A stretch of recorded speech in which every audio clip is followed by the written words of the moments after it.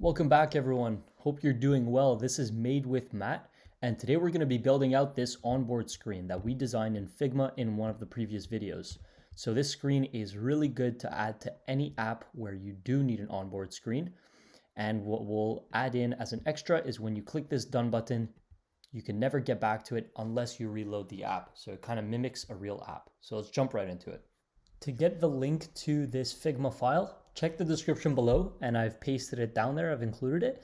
And you can go in and there's going to be a button at the top to export the Figma file.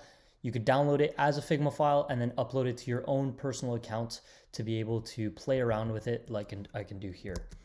Right off the bat here, I've already cleared out App.js. When you create a new React Native app, usually there's a lot of stuff that comes with it that we don't actually need. So I cleared all that out and all I have is welcome back. First thing we're going to do is create a new folder called components. And within it, we'll have a file called onboard.js. Now in here, we'll set up the onboard screen. So let's do const onboard.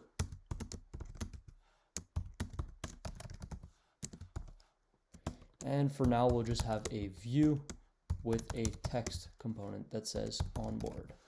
Now we can't forget to import everything from React. So import React from React. And we're also going to need to import a view and text from React Native. Once that's done, jump to the bottom and export onboard. Cool, could save that, and we're still not going to see it because we have to go back to App.js and actually import that. So import onboard from components onboard. And now in here, we'll replace it all with onboard. And there you have it. You could see it all the way at the top. Now to set up this actual slider here where you can jump through screens, what we'll look up is React Native App Intro Slider. Now this is an open source GitHub package for anyone to use, and it's extremely easy to use. So let's scroll down here, we could look at the examples, and this is exactly what we need. So that's what's nice about React development or development in general. There's a lot of things that are already pre-made out there for you. So let's scroll to the bottom and let's get the basic here. And we'll just copy some of these things so that we can use it. So let's copy this and paste it in our return statement. And we're also going to copy the data.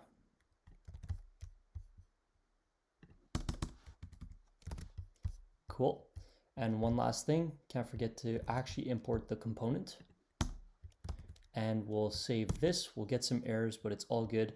One thing you need to remember is if you haven't installed this yet, make sure to do so. So go npm install, just like that, and it's going to download. All right, so we've got all this here. In the actual app component, we need to define these functions. So let's go const renderItem. And this, if we go back to the documentation, is going to take in an item. So let's do it like that. And for now, let's just put a text. Need to return it. Text, and this is onboard screen. Okay, and we're also going to need the key extractor. Const key extractor. Does this one take in an item as well? Yes, it does. So let's do that. Item, and it returns item.title. So we don't even need this. Item.title. Perfect. Now let's change these. This one's going to be key extractor, and this one's going to be render item. So let's try that out. Still get an error because unable to resolve these. So let's just comment them out for now, because we just want to test that it actually works. So can't find variable view, fix that up. Status bar, import that as well. And now I think we're able to see it. Yep, I've got it up there. Onboard screen, and you could see the little buttons here. So already some good progress. So the actual package that we implemented is working properly. Now we're just gonna have to add our design to it. So to do that, let's change the titles and all the data that's used here. So first off, let's change this title to what we need it as, which is save your time by tracking your studies. And I'll just keep doing this for each one. So I've got all the data here. You can look at the title, text, and the image I got from assets images, which is here, assets images, and it's what we did in part 1 of the video. So check that video out. It's going to be in the description if you missed that. So now we still see the same screen because we actually haven't connected any of the data to our scroll screens. So how we'll do that is we'll go to the render item over here and we'll remove what we already have. So we're already passing in the item, which means that now we can access the title, text, and image for each screen. So let's just set up a view here for now, and let's do image. And the source of the image is going to be the item.image, which comes from up here. And we'll set up the styles right after. But for now, let's just do that and another view to hold the 2 text components there. So let's do that. Text. This one's going to be item title. And the next one is going to be item text. So let's save that and see how it looks. Can't find image, not a problem. Let's just import it. There we go. So now we see the 3 different screens without style, which is exactly what we wanted. Now comes the actual fun part where we get to style it, make it look good. So let's go up here and import style sheet. Good. And down here, let's get styles equal to style sheet dot create. And for now, we'll just leave it empty. Save that. All right, so jump back to render item, which renders these items, and let's add our style to it. So style is equal to styles. We'll call this one slide. The image, we'll give it a style as well. This one's going to be image. The text down, oh, need to close that. The text down here is going to have a style of title. And this one's going to have a style of text. So let's copy all of those and paste them in our style sheet. Now I'm holding down the Option key, by the way, to make that happen. Whoops. Oh no, let me redo that. So I hold down the Option key for multiple selects like that, which is pretty cool. All right, so we're gonna start with slide, which is basically the entire view that you see here. And right away, we'll give it a flex of 1. We're going to align the items in the center and justify the content in the center so that everything's centered. Good. And now we'll make sure that the background color is white. So we'll do colors, and we don't want the capital C for colors because that's from React Native. We want our own colors. So we can import that now. Import colors from assets.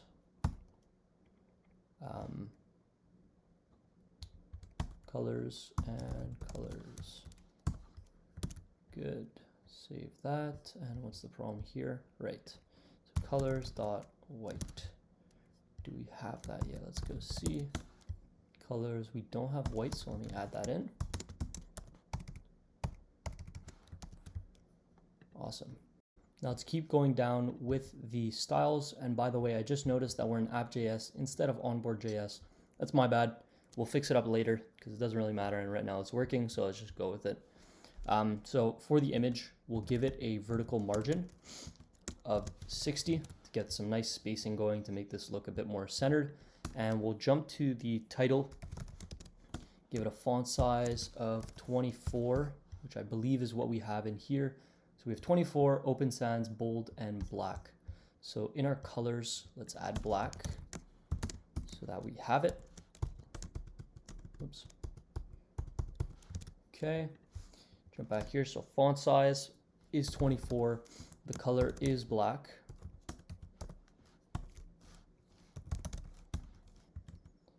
We also want the text to be centered, which is always key.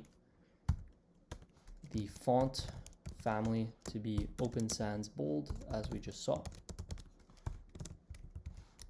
Let's save that and see what it looks like. Cool. And now we need to add some margin, horizontal, and let's try with 50. What do we need? Let's go with 60 because I think that's, yeah, it's closer to what we have there. Amazing. Now we go to text. This is open sans, semi-bold, and 14, and this is gray. So I'm just going to copy this, paste it down below. So 14, we said open sans, semi-bold, and let's save that. Nice. And we also need gray. How does that look? Looks pretty good. And we just need some margin between the two. So let's add that at the bottom, margin top, and we'll put 20. Great. So there you have it. That's the very, very basic slider. But now we want to add things like these colorful circles and the next and previous buttons, and at the end, the done button. So if we go to the actual documentation, then you could see that there's things we could do like render next button, show done button, render previous button, render done button, to actually edit all these buttons the way we want it. So if we go back to our code, we'll just set up functions to be able to do that. And we could throw them in here. So basically you could have render done button, and we'll call that the exact same thing, render done button. We could have render next button, which we'll call render next button as well, and render previous button, which we're also going to call render previous button. Now let's copy all of these, paste them in up here, and make these some actual functions that we can use. Cool. So in the done button up here, we'll return a view, and within it we'll have a text that says done. Okay. If we copy that, we'll paste it into the next button and into the previous button. And for the next button, we'll just say next. Previous, we'll say prev. So let's save that. And cool, we already see it there. Click next, and we have done. And we don't have the previous button, and that's because I missed a step here, which is show previous button. By default, it's not already showed, but now we have it. So let's add some style to them, and we'll make the same style for the next and done button because that's what we have here, and it's just easier that way. So let's call this one styles.write text wrapper, and then the actual text is going to be styles.writeText instead of wrapper. And we can copy that for the next button, which is going to be exactly the same. And then for the previous button, we'll have the same thing, but instead of right, we'll have left. So left text wrapper, and then left text. We'll copy all of these, paste them down below, and start fixing up the style. So first off, the right text wrapper. As you can see by default, it's a bit elevated, which I don't like. So a quick fix for that is we add a bit of width and height to the actual wrapper. So we could do width of 40, height of 40.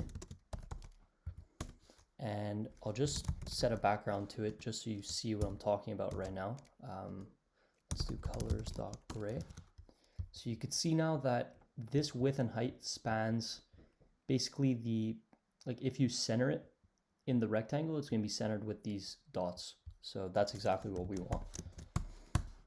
So width, height, we want to give it a bit of margin on the right. How much do we have here? 30.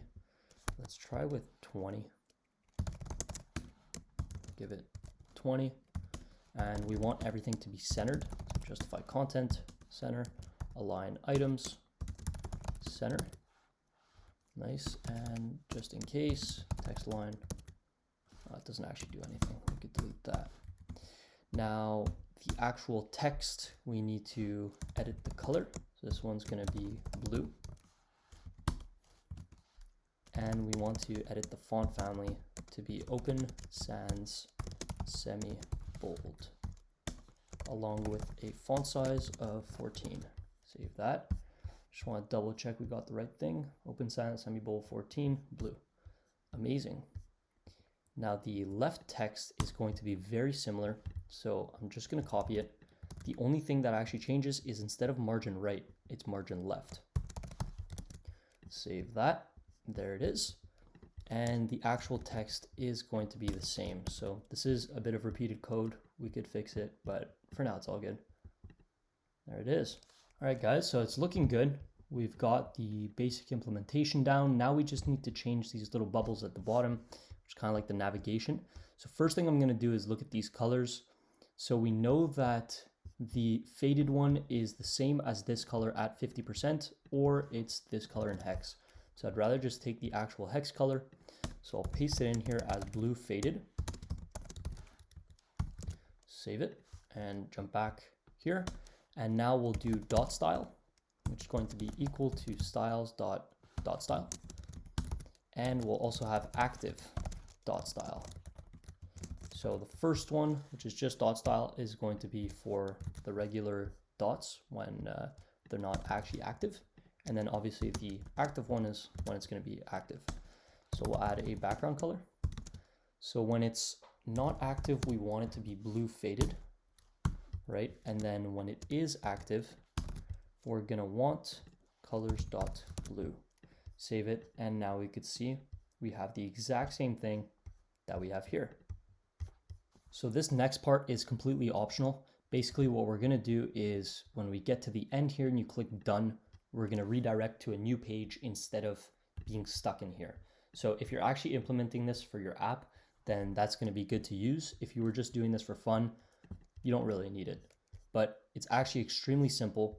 First thing we got to do is we'll move everything we have in App.js to Onboard.js. So that's what I should have done at the beginning. Sorry about that. So change the name of the component to onboard. The bottom as well.